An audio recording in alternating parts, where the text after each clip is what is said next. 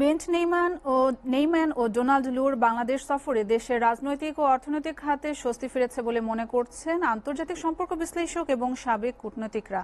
এসএটিভিকে দেয়া একান্ত সাক্ষাৎকারে তারা বলেন, যুক্তরাষ্ট্র বাংলাদেশ দ্বিপাক্ষিক পথ চলায় আগামীর করণীয় ঠিক করতে গুরুত্বপূর্ণ ভূমিকা রাখবে নেইম্যান ও লুর ঢাকা সফর।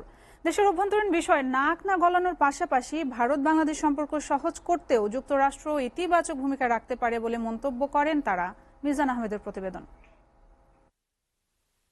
প্রধান উপদেষ্টা ডক্টর মোহাম্মদ ইউনূসের এই প্রাণখোলা হাসি বলে দেয়, মরুর লু হাওয়ায় অস্বস্তি থাকলেও ডোনাল্ড লু ও ব্রেন্ট নেইম্যান সহ 6 সদস্যের উচ্চ পর্যায়ের মার্কিন প্রতিনিধি দলের ঢাকা সফরে ফিরেছে স্বস্তি ও আশ্বাস।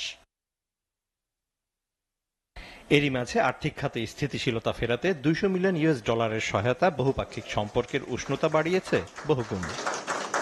কেমন ছিল নেইম্যান লুর ঢাকা সফর জানতেই কথা হয় জাহাঙ্গীরনগর বিশ্ববিদ্যালয়ের আন্তর্জাতিক সম্পর্ক বিভাগের অধ্যাপক শাহাব আনাম খানের সঙ্গে। তিনি জানান, অতীতের তিক্ততা ভুলে স্বস্তি ফিরেছে বন্ধুপ্রতিম রাষ্ট্র দুটির মাঝে। লু হাওয়া পূর্ববর্তী সরকারের সময় রাজনৈতিকভাবে খুব জটিল একটা বিষয় ছিল, কিন্তু এইবার যে লু হাওয়া বইছে এইটা স্বাভাবিকভাবে স্বস্তি দাও। এবং ডোনাল্ড লু এবং তার টিম যে বার্তাগুলি নিয়ে এসছেন সেগুলি বাংলাদেশের অভ্যন্তরীণ সরকার না, বাংলাদেশের সাধারণ জনগণের জন্য খুব গুরুত্বপূর্ণ। এই সফরে দুদেশের বহুপাক্ষিক সম্পর্কের প্রত্যাশা পূরণ হয়েছে বলে মনে করেন সাবেক রাষ্ট্রদূত হুমায়ুন কবির। আমি এটাকে মনে করব যে exploratory visit but successful visit, কারণ এই মুহূর্তে আমাদের যে প্রয়োজন মার্কিন যুক্তরাষ্ট্র ঠিক সেই প্রয়োজনের আলোকেই তারা আমাদের সহযোগিতা করতে প্রস্তুত। এটা আমাদের জন্য একটা ভালো খবর বলে আমি মনে করছি।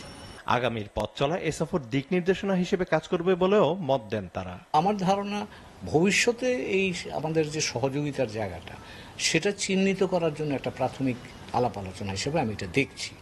কাজে আমরা যে বড় সংস্কারে কর্মসূচি নিয়েছি, সেটা ফাইন্যান্সিয়াল সেক্টরে বলেন, ইকোনমিক সেক্টরে বলেন, পলিটিক্যাল সেক্টরে বলেন, ইনস্টিটিউশন সেক্টর বলেন, সব জায়গাতে কিন্তু আমার ধারণা তাদের একটা বড় অংশগ্রহণের সুযোগ আছে। সুতরাং আমার কাছে মনে হয় যে সাধারণ মানুষের যে অ্যাসপিরেশনগুলি আছে সেটা মার্কিন যুক্তরাষ্ট্র অনুধাবন করতে পেরেছেন এবং করেছে অতীতে, এবং সেটাকে আরো সামনে এগিয়ে নিয়ে যাওয়ার জন্য যা যা করার এই সফর থেকে আমরা মনে হয় একটা দিক নির্দেশনা পেয়েছি। ভারত থেকে বাংলাদেশে এসে আবার ভারত হয়ে দেশে ফিরবেন ডোনাল্ড লু। তাই বাংলাদেশ ভারত সম্পর্ক সহজ করতে যুক্তরাষ্ট্র ইতিবাচক ভূমিকা রাখতে পারে বলে মত দেন এই দুই বিশেষজ্ঞ।